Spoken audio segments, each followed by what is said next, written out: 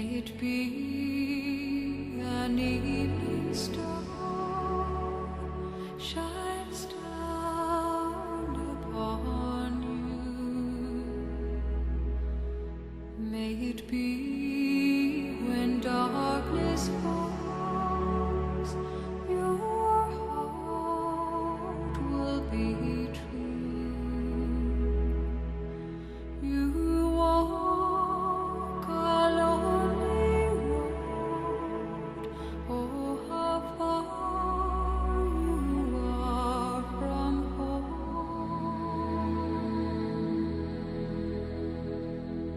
Morning air, ooh, truly believe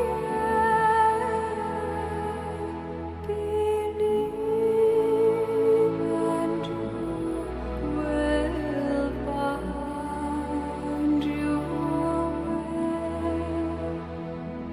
Morning air, calamity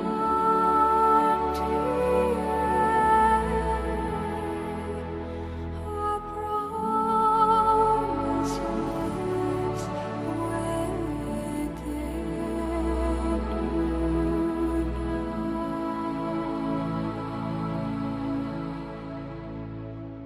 May it be the shadows call will fly away.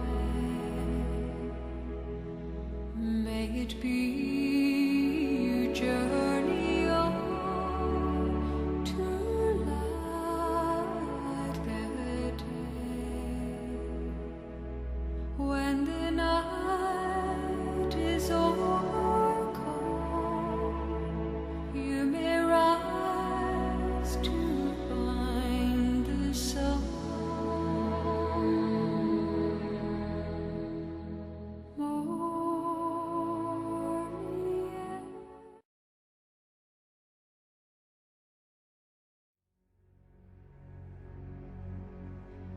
May it be an evening star shines down upon you. May it be.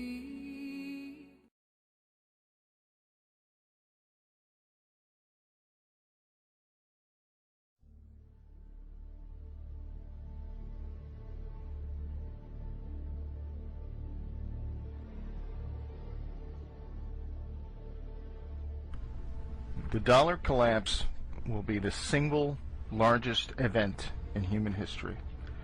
This will be the first event that will touch every single living person in the world. All human activity is controlled by money. Our wealth, our work, our food, our government, even our relationships are affected by money. No money in human history has had as much reach in both breadth and depth as the dollar. It is the de facto world currency. All other currency collapses will pale in comparison to this big one. All other currency crises have been regional, and there have always been other currencies for people to grasp onto. This collapse will be global, and it will bring down not only the dollar, but all other fiat currencies, as they are fundamentally no different. The collapse of currencies will lead to the collapse of all paper assets. The repercussions to this will have incredible results worldwide. The dollar is the world's reserve currency. It supports the global economy in setting foreign trade, most importantly, the petrodollar trade. This fuels our corporate vampires that acquires and harvests the wealth of the world. The corporate powers suppress real assets like natural resources and labor to provide themselves massive profits.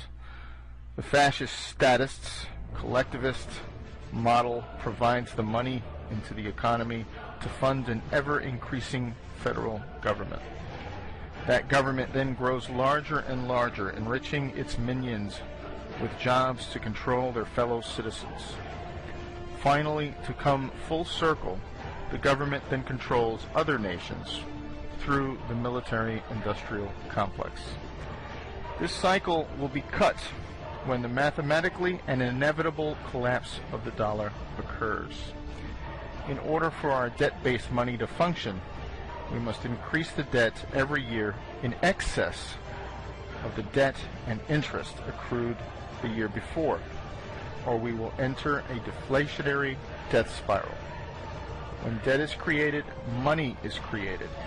When the debt is paid off, money is destroyed. There is never enough to pay off the debt because there would be not $1 in existence. We are at a point where we either default on the debt, willingly or unwillingly, or create more money or debt to keep the cycle moving. The problem is, if you understand anything about compounding interest, we are reaching the hockey stick moment, where the more debt that is incurred, the less effective it is, and this leads us to hyperinflation. There are only two actors needed for this hyperinflation: the lender of last resort, or the Fed, and the spender of last resort, the government. These two can and will blow up the system. I believe they will wait until the next crises and the whiff of deflationary depression before they fire up the printing presses. That crisis is coming very soon, at the end of the summer or fall. The money and emergency measures are worn out. The fact that none of the underlying problems that caused the 2008 crisis have been resolved. The only thing that has happened is that instead of corporate problems, we now have national problems. In this movie, Greece will play a role of Lehman Brothers, and the United States will play the role of AIG. The problem is there is nowhere to kick the can down the road, and there is no world government to absorb the debt yet. So this leads me to the top 5 places not to be when the dollar collapses. Number 1, Israel. This Anglo-American beachhead into the Middle East was first conceived by the most powerful family in the world, the Rothschilds, in 1917. The Balfour Declaration said that there will be a Zionist Israel years before World War II and the eventual establishment of Israel. Israel has not been a very good neighbor to its Muslim nations, and has always had the two biggest bullies on the block at its back. When the dollar collapses, the United States will have much too much on its plate, both domestically and internationally, to worry about such a non-strategic piece of land. This will leave Israel very weak at a time when tensions will be high. This very thin strip of desert land will not be able to withstand the economic reality of importing its food and fuel, or the political reality of being surrounded by Muslims. Number 2, Southern California. The land of fruits and nuts turns into battlefield Los Angeles. 20 million people packed into an area that has no water, and thus food, is not good, to say the least. Throw on top of the huge wealth disparities and the proximity to a narco state, and this does not bode well. We have seen riots from Rodney King. What will happen when the dollar is destroyed and food and fuel stop coming into this area? People will get desperate and do crazy things, especially when a huge proportion of its citizens are on antidepressants. If food and fuel cannot get in, what about Prozac? At a time when people's worlds are falling apart, they lack the ability to deal with this new paradigm. If people come off these drugs too fast, they will suffer psychotic breaks, and you will have thousands of shootings or suicides. Number 3, England. The land of the Big Brother and former empire of the worldwide slave and drug trade will suffer heavily. The stiff upper lip that the British elite ingrained into the sheeple will not work anymore as the British population explodes. The human character will sacrifice and unite for a foreign enemy, but not if the enemy has always been the elite. The Anglo-American Empire may pull off another false flag to distract its population, but I feel this collapse will happen before they pull it off. This will make all eyes point at the British elite as solely responsible for this catastrophe. We have seen massive riots for soccer matches with hooligans. What will happen when this island with very little food and fuel gets cut off? Number 4, New York City. Another large urban area living too high on the dollar hog. There is little doubt that all of the wealth in New York City, New Jersey, and Connecticut is derived off of Wall Street wealth. The savings and investments of the whole nation and much of the world flows through this financial capital.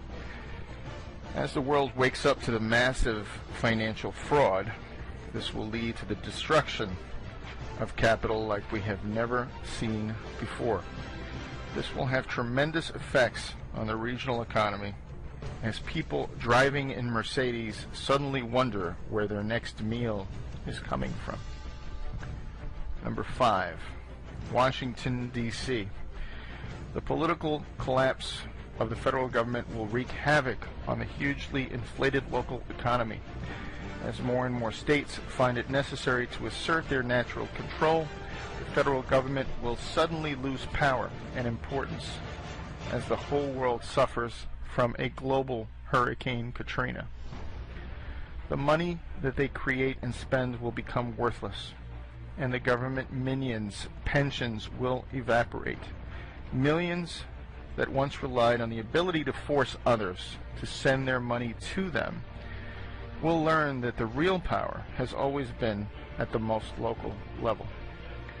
Massive decentralization will be the answer to globalization gone mad. Local families and communities will forego spending money and power out of their community as they will care about their next meal and keeping warm. As Ayn Rand once said, you can ignore reality, but you cannot ignore the consequences of ignoring reality. To sum up, those areas that have lived highest on the hog in the dollar paradigm will most likely be the worst places to live when the dollar collapses. Many of you will see this video with passing interest, but rest assured, this dollar collapse is coming. It is a mathematical inevitability. We will not be as fortunate to muddle through this collapse like we did in 2008, when it was a corporate problem. This time around, it is a national and global problem. The global Ponzi scheme has run out of gas. As the demographics decline, as cheap, abundant oil declines, as hegemonic power declines, this comes at a time when we reach the exponential or collapse phase of our money. The irresistible force paradox says, what happens when an unstoppable force meets an immovable object? We are about to find out when infinite money hits a very finite world. May it be an evening star, shine